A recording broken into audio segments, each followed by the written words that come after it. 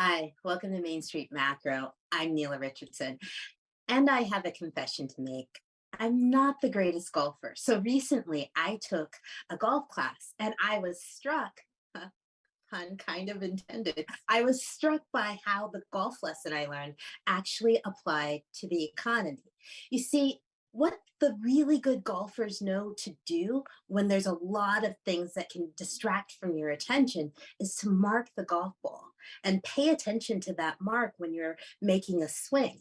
And so that's the same that applies to the economy. There was a boatload of data that came out last week. So do what the best golfers do. That's what I decided to do, which is to mark on what matters on my golf ball, which is the consumer.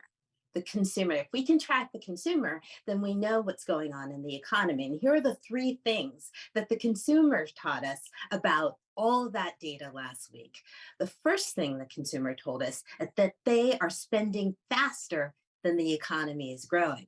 In fact, that Q1 GDP first report that came out last week told us that the economy actually grew slower than expected at 1.1%.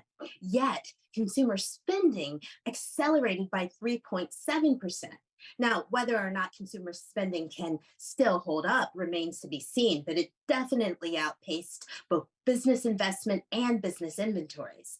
Now, the second thing that we found out from last week's data is that inflation is still a concern. In fact, a measure of inflation, the one preferred by the Federal Reserve, moved in the wrong direction. It went up in the first quarter compared to the fourth quarter instead of down.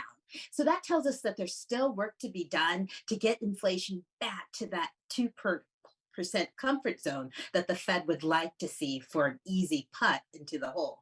Now, the third thing that the consumer told us about last week is that companies are still trying to hold on to workers.